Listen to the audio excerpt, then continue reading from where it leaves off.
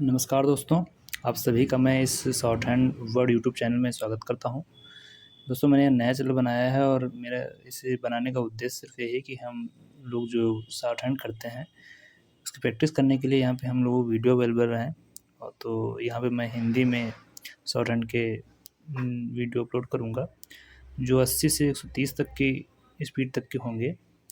आप सभी लोग प्रैक्टिस कीजिए और जो भी सुझाव हों आप कमेंट में बताइए हमें। और अगर हमारी डिक्टेशन आपको पसंद आए तो हमारे वीडियो को लाइक करिए, चैनल को सब्सक्राइब कर लीजिएगा तथा बेल आइकन दबा लीजिएगा, जिससे आपको हमारे वीडियो का नोटिफिकेशन मिलता रहे। अब आप तैयार हो जाइए, आपकी डिक्टेशन स्टार्ट होने वाला है। 110 शब्द प्रति मिनट डिक्टेशन स्टार्ट होगी 5 सेकंड बाद। स्टार्ट। आम बजट में अब एक पखवाड़ा ही शेष बचा है। इससे पहले आर्थिक मोर्चे पर दो विरोधाभासी तस्वीरें दिख रही हैं। एक ओर जहां भारत तेजी से वृद्धि कर रहा है, वहीं सरकार वित्तीय मोर्चे पर अपेक्षाकृत सतर्क दिखाई दे रही है। वह खर्च से लेकर उधारी और कल्याणकारी वादों के प्रति सावधान है।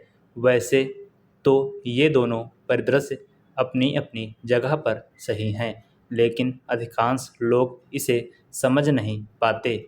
इसके पीछे एक बड़ा कारण यह पता नहीं होना है कि अर्थव्यवस्था जिस गति से वृद्धि कर रही है, क्या उसी अनुपात में संसाधनों का भी सृजन हो पा रहा है या नहीं। अच्छे परिदृश्य की पहले चर्चा करें तो भारतीय अर्थव्यवस्था मजबूती से आगे बढ़ रही है। सरकार के पहले अग्रिम अनुदान के अनुसार भारतीय अर्थव्यवस्था के चालू वित्त वर्ष 7.4% की दर से बढ़ने की उम्मीद है। यह पिछले वर्ष की 6.5% की वृद्धि से अधिक होगी। कुछ ही दिन पहले दूसरी तिमाही के आंकड़े भी आए थे, जिनमें 8.2% की गजब की तेजी दिखी थी। यह वृद्धि सामान्य जनजीवन में भी नजर आती है। वाहनों की बिक्री बढ़ रही है, हवाई यात्रा में तेजी आई है, वित्त, परिवहन, आतिथ्य सत्कार और रियल एस्टेट जैसे क्षेत्रों का निरंतर विस्तार हो रहा है। बेरोजगारी में कमी आई है और मनरेगा के तहत काम की तलाश घटी है। स्पष्ट है कि लोग कहीं बेहतर विकल्प खोज रहे हैं, जो सकारात्मक संकेत है। हालिया आंकड़ों के अपवाद को छोड़ दिया तो महंगाई का रुख भी नरम है। खाद्य कीमतों से लेकर ईंधन की दरों में स्थिरता बनी हुई है। इससे घरेलू बजट पर दबाव घटता है और रिजर्व बैंक के लिए ब्याज दरें घटाने की गुंजाइश बढ़ी है। अगर लोगों के नज़रिए से देखा जाए तो ऊंची वृद्धि और नरम महंगाई की स्थिति बहुत अनुकूल कही जाएगी। तब फिर चिंता किस बात को लेकर है। असल समस्या वृद्धि में नहीं बल्कि आमदनी के स्तर पर है। सीधे शब्दों में कहा जाए तो अर्थव्यवस्था अधिक वस्तुएं और सेवाएं तो उत्पन्न कर रही है, लेकिन उनका कुल मूल्य उतनी तेजी से नहीं बढ़ रहा है। बढ़ना तो दूर, कुछ क्षेत्रों में तो कीमतें गिर रही हैं। यह सुनने में अच्छा लग सकता है, लेकिन इसके अपने निहितार्थ होते हैं, जिनकी कुछ दूसरे मोर्चों पर कीमत चुकानी पड़ती है। चाहे जीएसटी हो, आयकर हो या कारपोरेट कर, उन पर राजस्व की प्राप्ति लेन देन के आधार पर ही निर्भर करती है। जब लेन देन में वृद्धि धीमी होती है तो कर संग्रह भी धीमा हो जाता है। देखा जाए तो पिछले वर्ष की तुलना में प्रत्यक्ष और अप्रत्यक्ष कर वृद्धि में कुछ कमजोरी का रुझान है। सरकारी आमदनी भले ही घट जाए, लेकिन वेतन, पेंशन, ब्याज भुगतान और कल्याणकारी योजनाओं की देनदारी तो जस की तस बनी रहती है।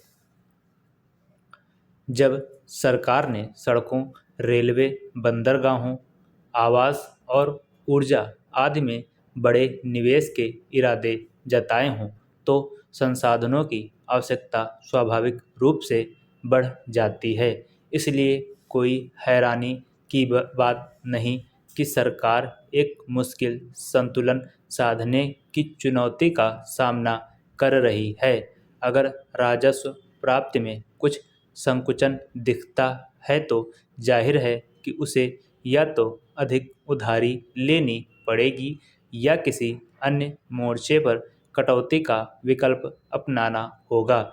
नई महत्वाकांक्षी घोषणाओं को लेकर भी संयम बरतना पड़ेगा। आगामी बजट के समक्ष इन चुनौतियों से पार पाने की भी एक बड़ी चुनौती होगी। इस कहानी में कई पेंच और भी हैं। एक पेंच वृद्धि की असमान प्रकृति से भी जुड़ा है। शहरी उपभोग में तेजी बनी हुई है। एक तबका बड़ी तादाद में नई कारें खरीद रहा है तो आलीशान सैर सपाटे पर खर्च में भी उसे संकोच नहीं। दूसरी ओर विनिर्माण जैसा महत्वपूर्ण क्षेत्र सुस्ती का शिकार बना हुआ है। हाल में बिजली की मांग में कमी आई है। इसका एक कारण मौसमी भी हो सकता है, लेकिन कुछ औद्योगिक गतिविधियों में शिथिलता को अनदेखा नहीं किया जा सकता। विनिर्माण की महत्ता को इस कारण भी उपेक्षित नहीं किया जा सकता क्योंकि न केवल इससे बड़े पैमाने पर रोजगार सृजन होता है, बल्कि इससे कर राजस्व को लेकर भी कहीं अधिक निरंतरता बनी रहती है। बाहरी मोर्चे पर स्थितियां नियंत्रण में अवश्य, लेकिन जोखिम से मुक्त नहीं हैं। मजबूत सेवा निर्यात और विदेश में बसे भारतीयों द्वारा भेजी गई राशि के दम पर चालू खाता घाटा कुछ घटा है। विदेशी मुद्रा भंडार भी सहज स्थिति में है, लेकिन वैश्विक अनिश्चितताएं कभी भी संकट खड़ा कर सकती हैं। तमाम उभरती हुई अर्थव्यवस्थाएं पूंजी प्रवाह को लेकर अस्थिरता का सामना कर रही हैं। डॉलर के मुकाबले रुपए की हैसियत भी आयात लागत से लेकर निवेशकों की धारणा को प्रभावित कर रही है। ऊपर से अमेरिकी टैरिफ ने भारत की चिंताओं को और बढ़ाने का काम किया है।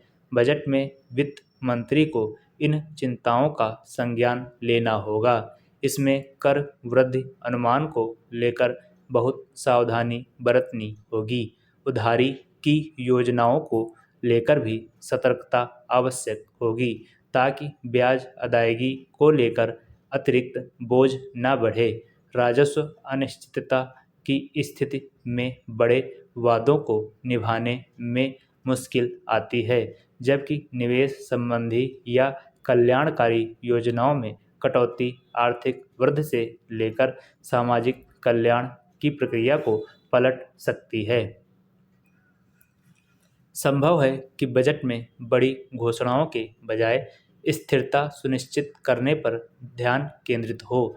किसी बड़ी घोषणा या जोखिम भरे प्रयोगों के आसार नहीं लगते। सरकार बुनियादी ढांचे पर निरंतर जोर और कल्याणकारी योजनाओं को समर्थन देना जारी रखेगी। इसमें एक संभावना यह है कि सरकार विनियमन यानी नियमों को और सरल सुगम बनाने की राह पर आगे बढ़े। ऐसा हुआ तो इससे उद्योगों से लेकर श्रमिकों तक सही संदेश जाएगा कि सरकार आर्थिक गतिविधियों के विस्तार में भरोसा रखती है। यह दांव घरेलू विदेशी निवेशकों को भी आश्वस्त करेगा कि भारत भली-भांति समझता है कि वृद्धि केवल खर्च पर नहीं बल्कि खर्च की गुणवत्ता पर भी उतनी ही निर्भर होती है। इससे राज्य सरकारों को भी अपने बजट में विनियमन को लेकर सही मार्गदर्शन मिलेगा। दिल्ली में डिजिटल अरेस्ट का भय दिखाकर बुजुर्ग महिला कारोबारी से 7 करोड़ रुपए की ठगी का मामला यही बता रहा है कि साइबर ठग बेलगाम बने हुए हैं। 7 करोड़ रुपए की ठगी के पहले दिल्ली में ही एक NRI दंपति से 15 करोड़ की ठगी हुई थी। वास्तव में शायद ही कोई दिन ऐसा होता हो जब देश के किसी न किसी हिस्से से साइबर ठगी का मामला सामने न आता हो। हालांकि साइबर ठग बार बार उन्हीं तौर तरीकों से लोगों को ठगते हैं जिनसे पहले तमाम लोगों को ठग चुके होते हैं, लेकिन फिर भी लोग उनके झांसे में आ ही जाते हैं।